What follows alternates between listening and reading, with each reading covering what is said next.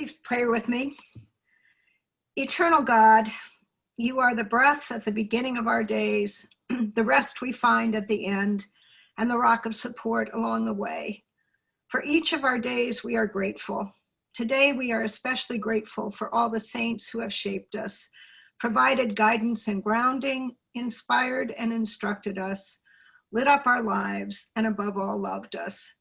Keep them fresh in our memory, beating with our hearts, so that we can build on all they have given and shared with us as we seek to live our lives more fully and faithfully.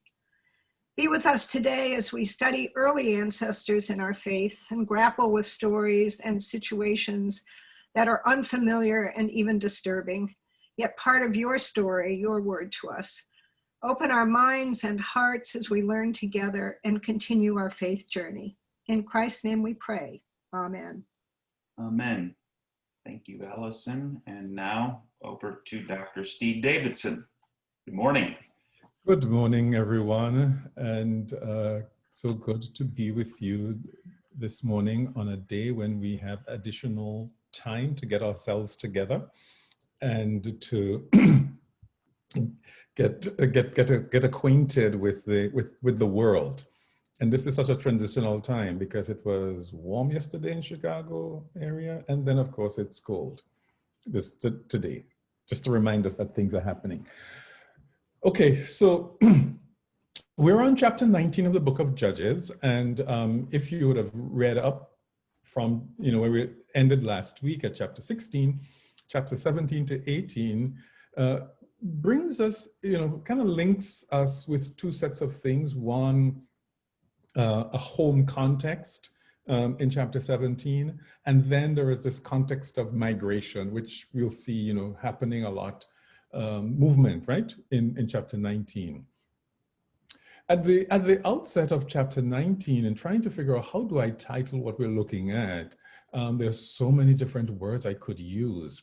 But things fall apart is basically one of the terms that came to mind for me, because to function in some ways as a clue that things are not going to be very good in this chapter. And then, of course, what I sought to do was to add the indicators of what we're going to be dealing with, instance of a gang rape and mutilation of a body by the time we get to the very end. So those are not very pleasant topics that we would be encountering. One of the ways in which this chapter opens is by signaling to us in the first verse this idea that there is no king in ancient Israel. And many people have assumed and taken this to mean if there was a central authority, this would not have happened. It is that form of, well, here is what central authorities do. They stabilize and make things clearer and peaceful. And people's impulses are restrained. They would not do such things. We've come to recognize, at least, I'm inviting you to recognize how misguided that notion is. Because for a great deal of human history, there have been central authorities. And it is not as if atrocities have stopped.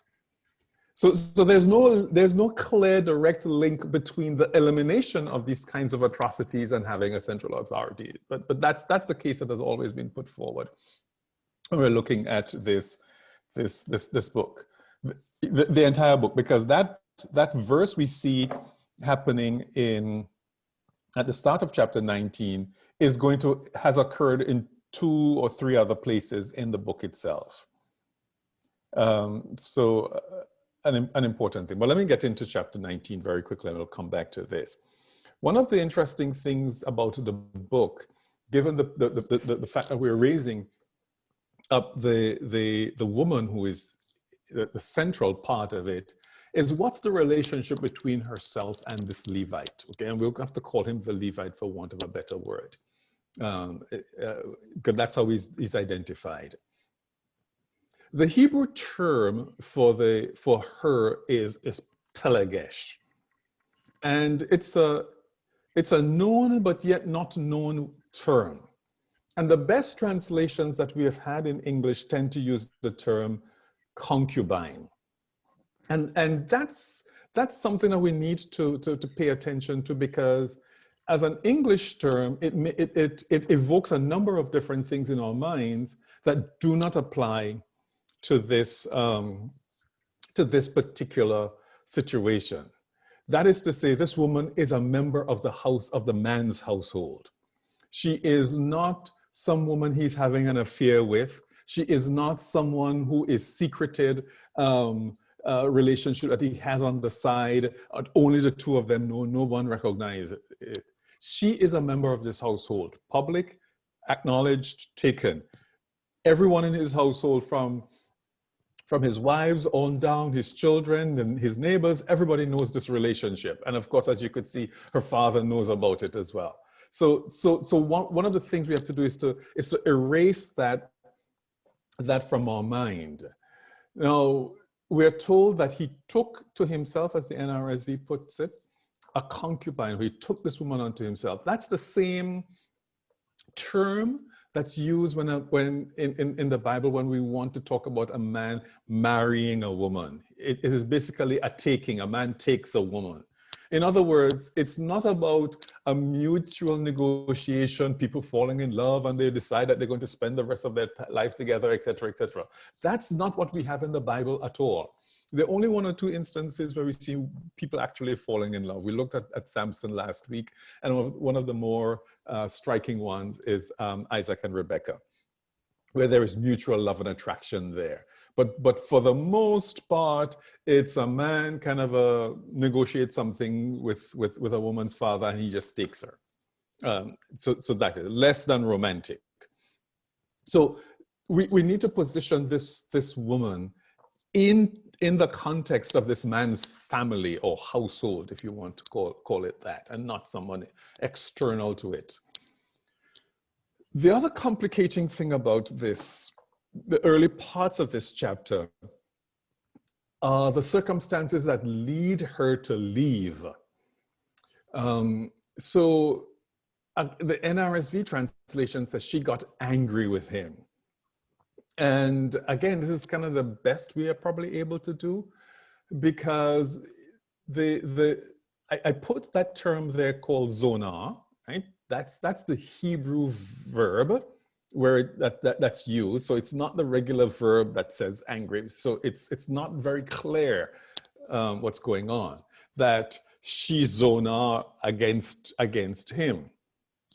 Now, zonah as a verb in Hebrew has several different meanings. From doing, and all of them is something happening that's in some ways fairly improper. And something improper can be as innocuous as a woman crossing the line by yelling at a man, to actually having sex with someone else. So it's this notion that she acted out against him in a way that women are not supposed to act out. But the more dominant phrase the term is used in is to conjure up sexual promiscuity. So zonah is the word that's used for your sex worker, a woman who has sex for pay. Zonah is the word that's used when a woman goes and has sex with someone else, just someone else, with someone, because a woman doesn't really have the right to contract herself out for sex, whether she loves the man or not. A woman was only, her sexual activity was controlled by a man, and that man tended to be her father, which will prevent her from having any kind of sex, or her husband, which will prevent her from. So a woman then kind of taking that initiative to do stuff like that this was the term that was being used. So it's not clear then, is this woman did she act out sexually against a man in some way? right? In other words, she was there having sex with some other man, some other thing or the other, right? And some of this could even be against her own will, not that she intentionally chooses it. Another man could have then just decided to take her. Was it that, or was it the more innocuous aspects? And so NRSV translation kind of says she got angry with him. But in any event, the point to see is she left, she was not sent away. Because normally what happens is when a woman dissatisfies a man within the context of the marriage, she is sent away. She doesn't leave. So it's on her own volition. She is put outside of the household. And as we could see in this context, she leaves. She wasn't sent away, and he goes in pursuit of her. So there's some very interesting dynamics that's taking place here that are unusual for that cultural context, which for us might seem, well, kind of obvious. I mean, the man obviously loves the woman, so he goes after her because she leaves him, etc., etc., etc. That's presuming a lot of power on the part of the woman, which it doesn't exist in the ancient world. And I put the notion of the father-in-law as an indication, and we'll see the term father-in-law and in another instance, son-in-law coming up, to point out that within the logic of this passage, there is something that's akin to a marriage, something that's fairly formal, because the term father-in-law is fairly formal, the hotan, as describing the relationship between the two men. Again, to point out, she is very much within his household, again, not something that's kind of just sordid and seedy happening, okay? So he goes in pursuit of her, and one of the things we recognized is during the time he is at the father-in-law's home, there's this great deal of male bonding that is taking place. They're eating and they're drinking and they're spending a jolly good time. In fact, some might even argue that the father-in-law is just trying to delay him from leaving by just giving him all of the kinds of hospitality that needs to happen. And I want to note here that this version of hospitality, where he is fully welcomed, right? In the sense that the father-in-law is happy to see him, eager to see him, wants him to stay, spares no resource to keep him and to make him, as it were, satisfied. His place there is fairly secure. He could stay for as long as he wants. But this man is insistent on leaving, and of course, understandably so, he doesn't live there. He wants to have his thing. But this becomes the interesting thing, because there are instances where when the man gets married to a woman, there are instances where he goes and he lives with the woman's father. And so maybe some would argue this is an attempt for the father-in-law to assert that kind of arrangement. Okay? Now, I always tell people, forget what you're reading in Genesis chapter 3 about a man, leaves his father and his mother and clings to his wife. The normal pattern was the man never left his father and mother's household when he got married. He got a wife and he stayed in that household. He didn't go living off on his own. So again, these are very modern notions, but there may very well have been a case where this father-in-law is trying to draw that man into his own household rather than keeping him away. So it raises a number of questions. What are the father-in-laws? What does a father know? What are his motivations? Because some people will say, well, if this woman got dissatisfied with the man and she left on her own and she did something that women are not supposed to do, and she spills all the tea to her father, is he then trying to say, you know what, I really don't want her to go back to live with him, but he legally can't prevent it because he has given his daughter to this man, And the most he could do is to try to appeal to the man. So what does the father know is an interesting thing. So the story moves from this one sort of a congenial example of hospitality to what one could call xenophobia. Because on the journey back, I mean, now we see the man starting to make a number of poor judgments. On the journey back, it's getting late and he doesn't want to go to Jerusalem.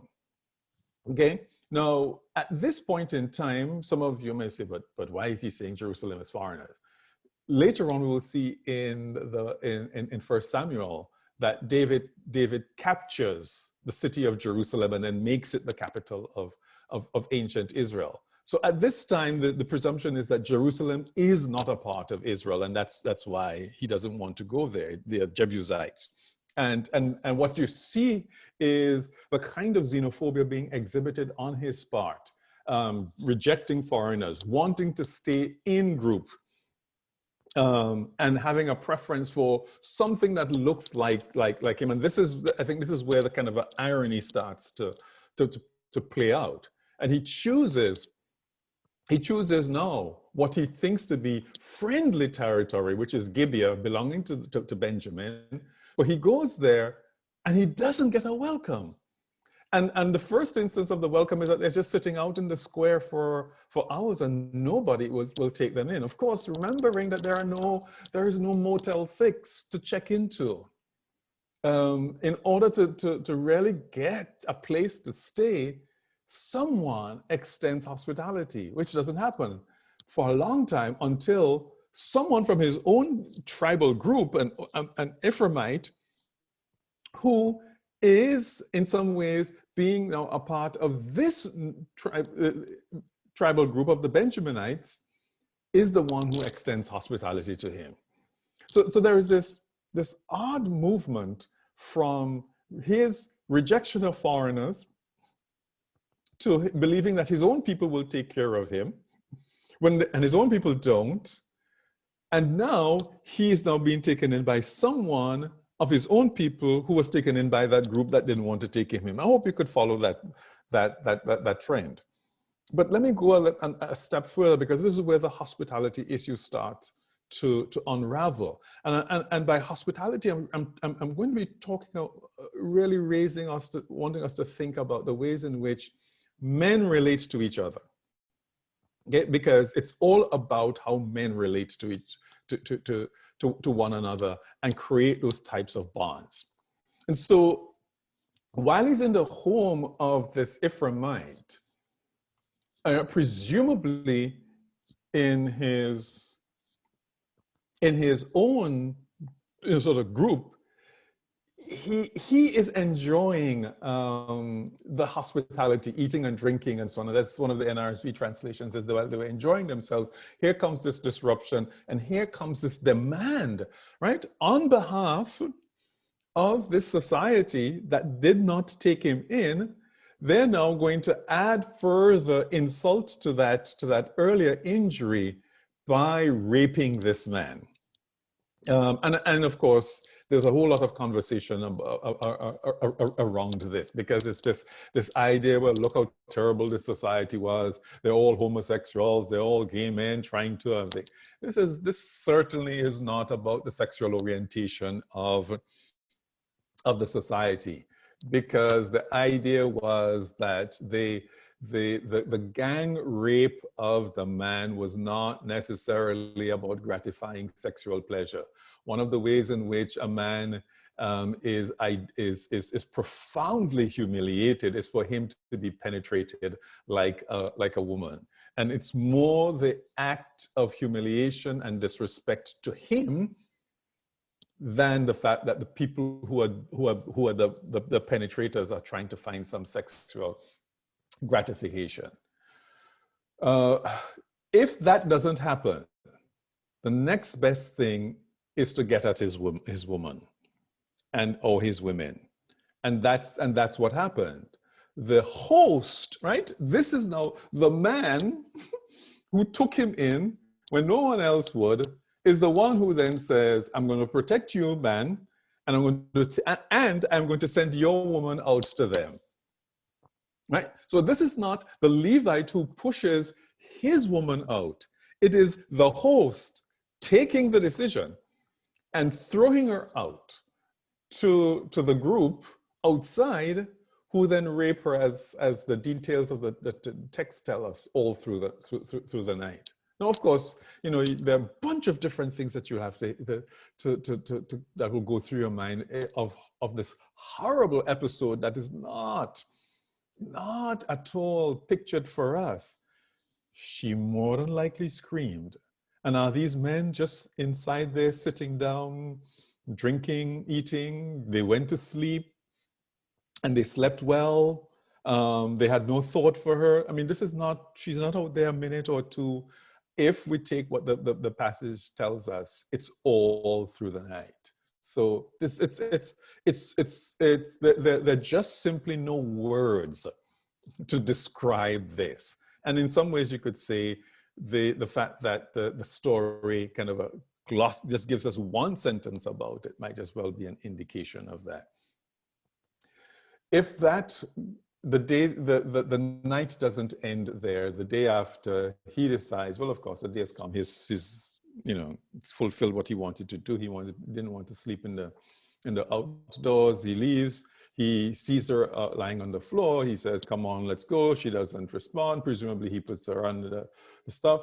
They go back, and when they get back, he cuts her body in pieces, in some ways generating outrage over what happened. So notice where his outrage surfaces. It surfaces at this point rather than at the earlier point when she was thrust through the door. And I want to just leave it there, raise a few questions for our discussion. And of course, hopefully you probably have questions of things that just completely confuse you about this. And you probably also have your own sense of disturbance about a story like this. So Ira, I'm going to pause there, and then we'll open up for conversation. You know, I'd like to kind of start, and then nothing's in the chat yet. I have a feeling a lot of us are gobsmacked by this story. Certainly. I guess my question / comment is, I kind of struggled with whether this is a moral story about that kind of brings out concern about the treatment and safety of women. But the more you're talking and the more I'm thinking about it, I kind of go back to the opening verse that says, when there was no king in Israel. And I just wonder if rather, given what I just have to assume is the outlook of society then and to this day, even in many respects, unfortunately, that this wasn't a story about, or ultimately about how women are treated, but about what happens when there's no king. And I guess one thing that kind of came for me was at the recent, and I'm sorry to get a little political here, I won't go into detail, but at the recent Senate hearings, Judiciary Committee, there was a lot of talk among the Democrats about Affordable Care Act and what happens if that disappears. And there was a lot of stories about, people who would suffer as a result. There was one Republican, if I remember correctly, who spoke about, and it almost seemed like somebody on the Republican side needed to counter what the Democrats were saying with their own story. And they talked about breast cancer. But the guy, the senator talked about it in what I found to be very graphic and almost inappropriate terms. It was almost like they were trying to, I don't know, just one up the Democrats and in horror, and it was just kind of based more on the horror. Mm. I don't know, and it just seems like this too. It's almost like this oddly placed argument for a king, but kind of citing, you know, the peril that could happen, and what better way can you do that than to throw a woman under the bus, and literally, you know, in many ways, literally. I'm not so sure that this is in any way a feminist reading or a story. I think it's actually kind of a strange, like, I don't know, horror story that misogynists come up with to, you know, again, you know, that's why we need this law and order king. That's just my sense. I don't know. Yeah. Thanks for that. Right. And then you recognize that in talking about this, especially if you, even after talking about this story for several years, words fail you. But you ultimately got to articulate what I think is in you. Because it's how do you wrap your head around something like this and what it is they're intending to do? Because the form, I think, as you're pointing out, with the comparison with what you witnessed in the hearing, the form itself is so shocking that it is, you have to work your way through that mist to actually start to have a conversation with the person or with the material. It's compared to other material that we would have had, that we have in the book of Judges, it's the most detailed and graphic. It sits at the same level of horror that we have seen before in some other parts. In other words, there are instances of rape of women in the earlier parts of the book. There are instances of the death of women in the other parts of the book. They're just not as heavily covered. And they're not zeroed into this one episode with this one individual, and you get it. So it's happening there earlier. And you're right. So one of the things that has been done is, because when we get to 1 Samuel chapter 8, and there's a demand for a king, the scholars have basically linked that sense of the argument in favor of having a king with the book of Judges, because that verse that occurs 4 times is seen as the prelude to get us to chapter 8. But that is if you read through a law and order frame. That is if you're convinced that's the argument that's being put forward. I am not so sure that is the argument, and if it is, I have serious problems with it. Okay, but because in one sense, the book itself is showing, I think, how those central authorities fail, because after a while you may have a judge come up and save the day. By the time you get to chapter 13 and onwards, yeah, they're doing some things, but they're not saving the day. Jephthah really doesn't, Samson doesn't, and of course, you know, so there is that. I think it's but your bigger point of, does everything need to be said in order for us to find a suitable space to solve a problem? I mean, if there is a threat to women and their safety, do we need to have this spread out like this? I mean, so that's an important question. I don't. Parts of me will recoil because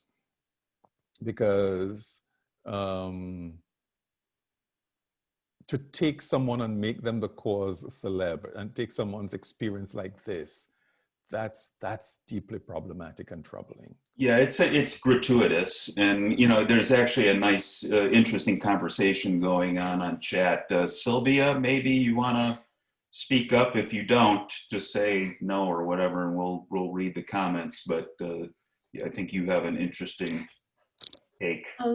Good morning, everyone, and thank you, Dr. Davidson, for walking us through this this story. It is gobsmacking, as Ira said. And maybe as people, we need to hear the very bad, to hear the horrid facts before we can understand, receive the good, and then be pushed to respond to the horrid facts. I just see this happening over and over in our country. And maybe that is a function of this. At least it got me thinking about it this week.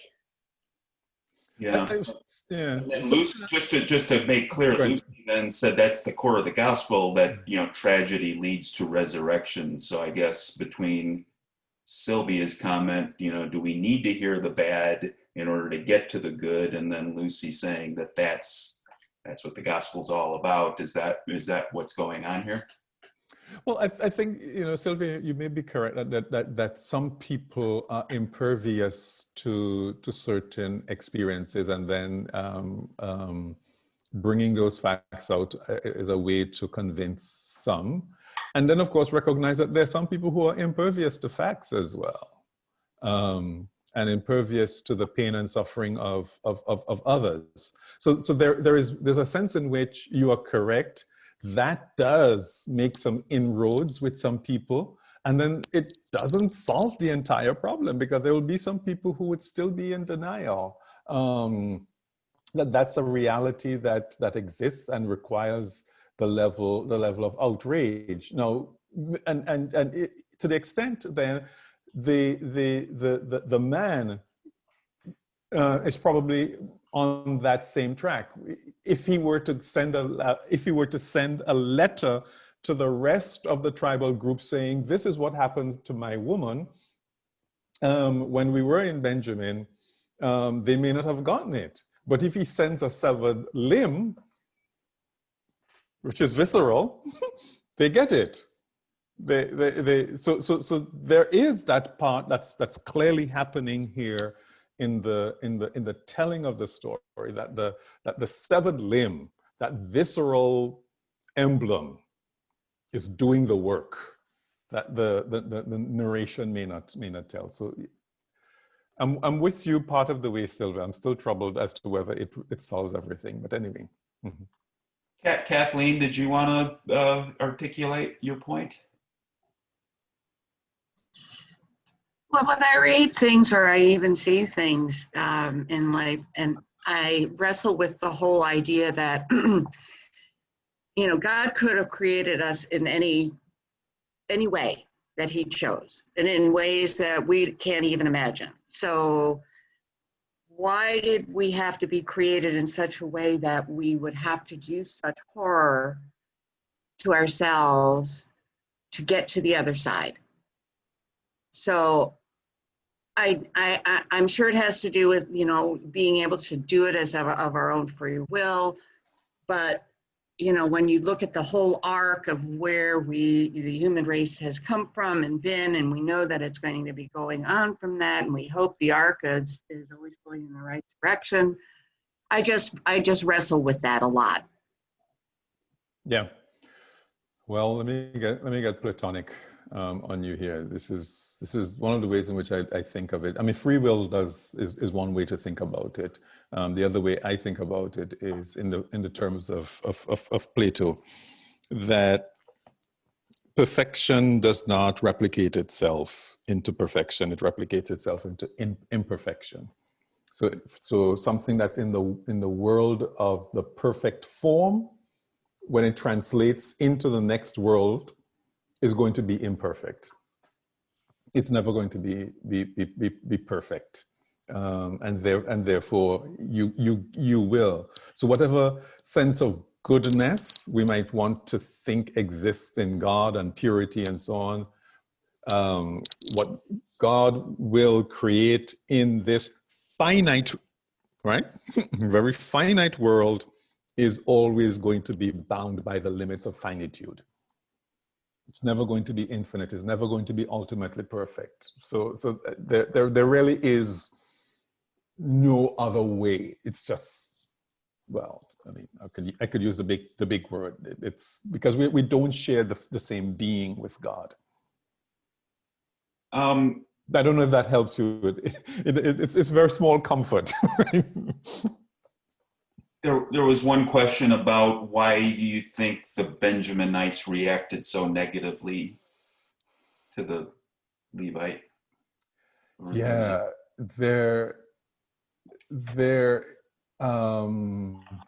I don't know what to say about why that specific case, because like I said, here is this man who takes him in while he's trying to pass through Gibeah, who is from Ephraim, which is from the same sort of tribal grouping that this man is from, right? So he experiences hospitality from the Benjaminites, and is also the long-term resident there. But in a sense, his compatriot doesn't get the same thing. So for me, one of the things that the story exposes, which is why I encourage people not to make these claims about 12 tribes, et cetera, too clearly. We do know that there's very little tribal cohesion per se in ancient Israel for a very long time. So even up to the time of David and then thereafter, these tribal groupings don't come together. When David becomes king, he becomes king just over two tribal groups for a very long time, and then 10 of them join later on, and then they stay within the united monarchy for a very brief time during the reign of Solomon, and after Solomon they fragment again. So the expectation that this man has, that this is who I belong to versus who I don't belong to, is what's being shattered here. And the why that's being shattered, I don't know. There isn't any clear indication as to why, or if there's a specific thing as such. And when we look in chapter 20, you will see it becomes even more fragmented. So it's this, it's just to come to terms with the fact that sometimes you think that there are people who are with you and they're really not. And the basis upon which they're with you gets renegotiated, and you just don't even know what accounts for that, why. Yeah. In some of the readings that I did, it compared this story to Lot and his daughters. And I think the main point was that it was a similar rape situation, but in that case, it was the supernatural God who stepped in and did something about it. Whereas in this case, there is no presence of of God. Yeah. This is the second time in the book of Judges where we see that happening. The sort of a divine intervention, I should say. So it's the case that the daughters of Lot are spared in Genesis by divine intervention. Also in Genesis, Isaac is spared being sacrificed by divine intervention in Genesis. But here in Judges, remember Jephthah's daughter isn't spared by divine intervention, and here this woman isn't spared by divine intervention. So these are two sort of links between Judges and Genesis that we have that are quite interesting. And I mean the plot of this story is eerily similar to the plot of the story of Abraham Lot and his daughters journeying through and ending up in whether it was Sodom or Gomorrah, not clear, Sodom, sorry, and trying to spend the night. So plot by you take the piece by piece, they're all the same, moving through. And Deborah Wilson kind of made a similar point. I don't know if you want to elaborate on that or restate, and if there's a question for Dr. Davidson or the group. No, it just really, good morning, everyone. This is Deborah Wilson. I'm actually Richard Mayo's mom in Las Vegas. Oh, nice. And I'm so grateful that he invited me in to join in with you. And the more that I can learn about God, the happier I am. And so I was just looking at Lot. He was willing to even just send his virgin daughters among these men. It just seemed like women had no value back then at all. It's like, just, take my daughters, don't touch these men. And then in this case, the host just sent the concubine out to the men. And then when he woke up that morning, like he stated, Dr. Davidson, they were able to continue to eat, drink, and was able to sleep. And then he just gets up in the morning. He didn't ask her how she was, and it didn't seem like he was concerned about her condition after being out there all night with all of these men. He just simply said, get up, it's time to go. And so it baffled me how he would come that long way to get her, just to allow this man to throw her out there with these men if he didn't care about her. What was the point of him going after her in the first place? So that was a little confusing to me. Yeah. So what you're describing there is the struggle that I think I have, and maybe others have, of exactly which one of the actions of this man am I supposed to be bothered about? Mm-hmm. Because it's a whole range of things that he watches her go through the door, right, being pushed through the door. Or is it the callous way he wakes up the next morning and sees the woman on the ground, and then basically, I don't know whether he even touched her with his foot to see if she's moving. So there are just a whole lot of pieces there. No, and this could very well be, as Ira was pointing out, the way to raise the level on the depiction of horror, right? Because there's just a lot, and what you get clearly is, if you're reading it correctly, is how little value women were. But I agree with you, is if she had a high value for him at the earlier part of the story, she basically becomes less than nothing at this point. That's problematic. But I would applaud and encourage you to actually center it this way in this light, because one of the things is that all of this happened as a means of saving himself, or the host trying to protect him. The male honor, the male dignity, the male body, the male social standing were all more important than the fate of this woman. That's what's being marshaled here, and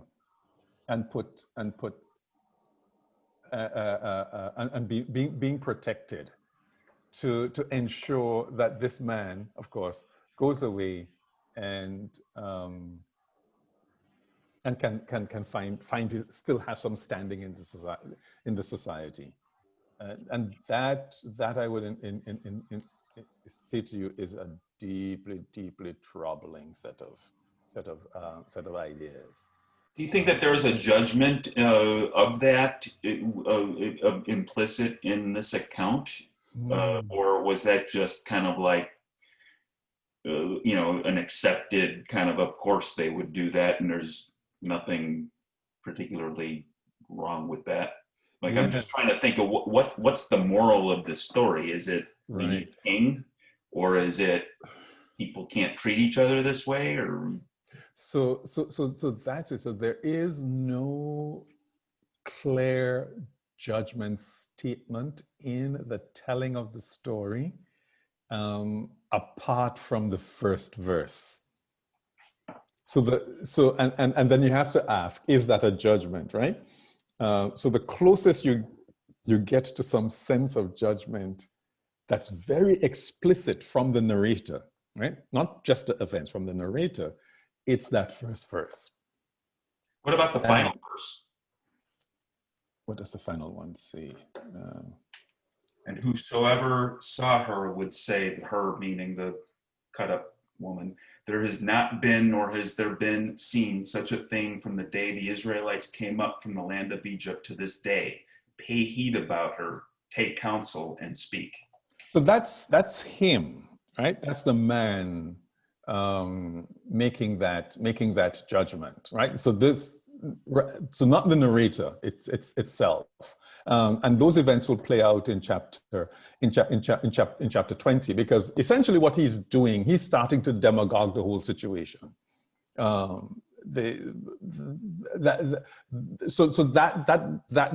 That's inflammatory words that he's raising there, legitimately or not so. What he's doing is inflaming it, so and essentially it breaks out to war, because everybody then is saying, Benjamin did this, well, let's just get rid of them. Let's just get rid of them. And then things kind of just start to spiral out of control in some sense there. But from the sort of narrative voice, and one of the places in reading the Bible, the place where you kind of look for some sense of judgment is, what are the words of God saying, right? The specific quoted words of God. And then secondly, what is the narrator saying? And we don't have any words from God here. We don't have any presence of God here either. And the narrator isn't saying anything except from that first verse that was introduced. So yeah, it does leave it a little bit up in the air, and I'm in some sense happy, because then it opens it up for conversation. It opens up for deliberation. I think it resists the kind of neat tying off of saying, here is the purpose, because not that I take pleasure in people's discomfort. I don't. I'm not that masochistic. At least I'm trying to tell myself I'm not.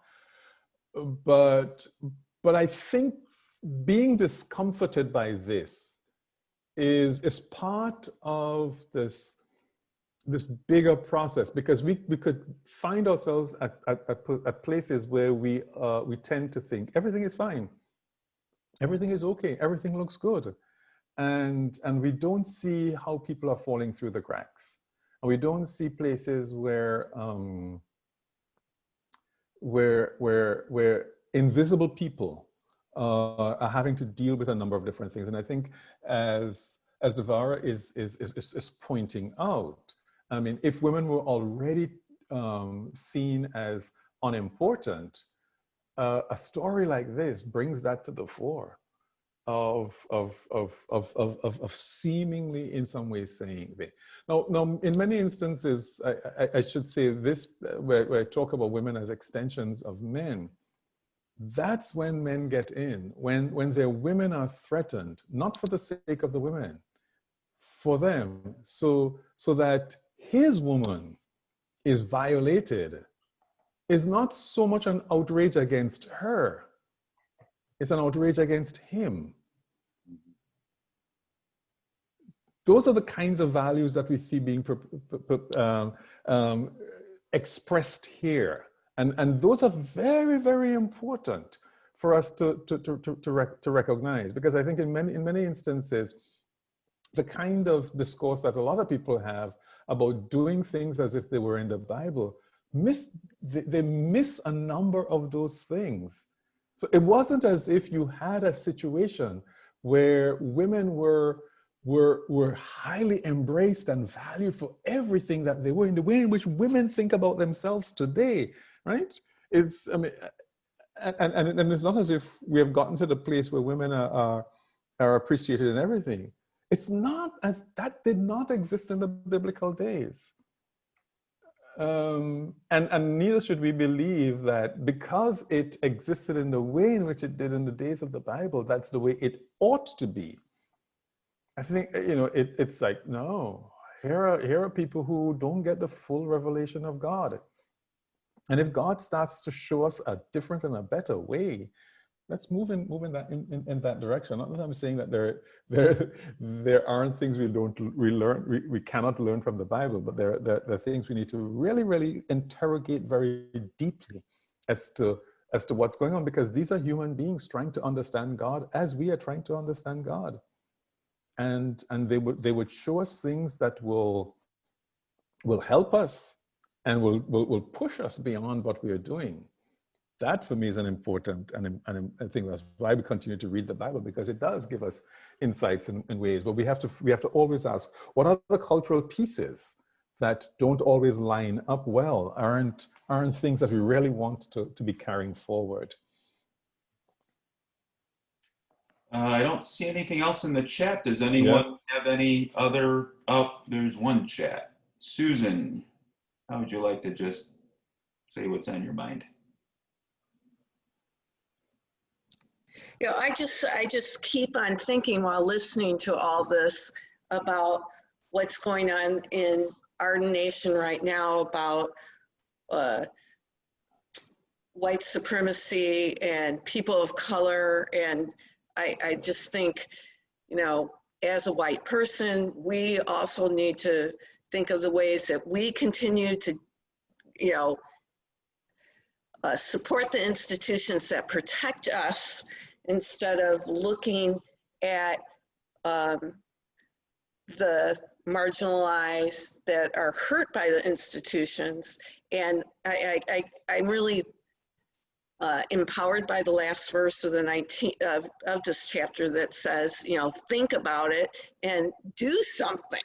So when we see horrors or hear horrors, I really feel like that's what God is trying to tell you to do.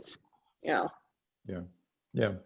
Thank you, Susan. I think I could agree with you, and so in your reading it is, and also your sense of, okay, this story doesn't tell me God says God did or whatever, but where can I find the voice of God in this? Where can I hear admonitions from God? And you are drawing it out from the perspective of, look, when I'm a beneficiary of an institution or a system that is hurting other people, I can't stay silent.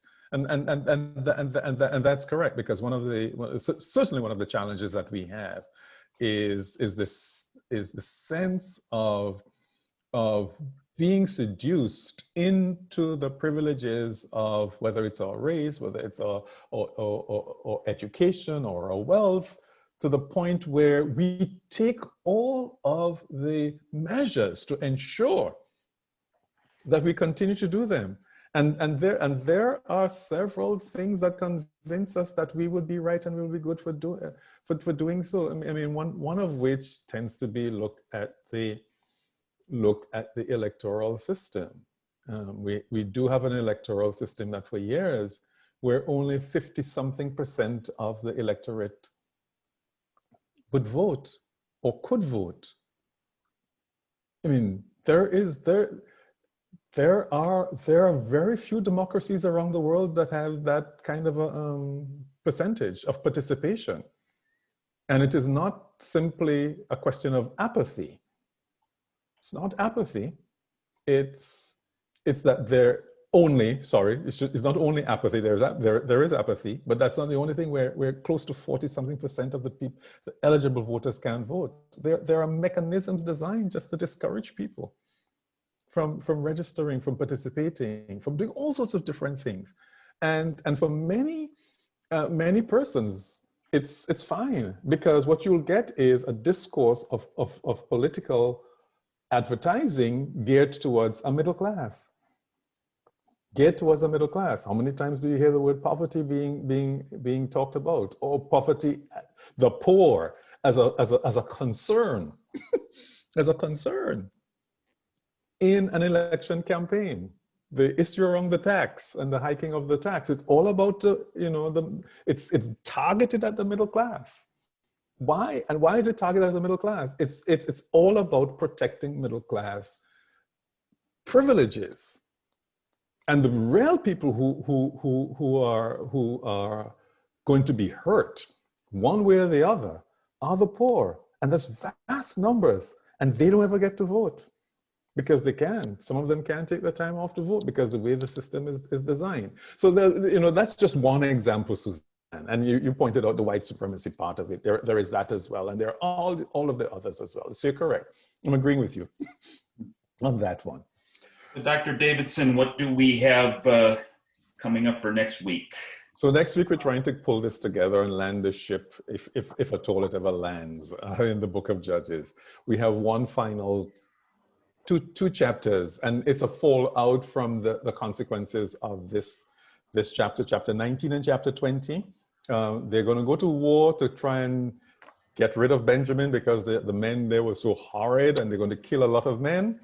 And then they'll realize, oh, wow, the Benjaminites can't make themselves whole again. They need women. Where are we going to get the women from? That's chapter 20. So read 19, read 20. Great. So read 20 and read 21. Sorry, 20 and 21. Thank you. This is from the weird story to kind of an understanding at the end. We covered a lot of ground in 1 hour, so thank you. Yeah. I will just close with that. And again, thank you all for joining us this morning. Hope to see you next week. And to paraphrase that last verse, pay heed, take counsel, speak, and if you haven't done so, make a plan to vote. And by next week, maybe we'll have some clarity as well. So take care, and thanks again. I'll keep this open a few minutes longer in case anyone else wants to chat amongst themselves. Okay, bye. I wanted to say thank you to Sue.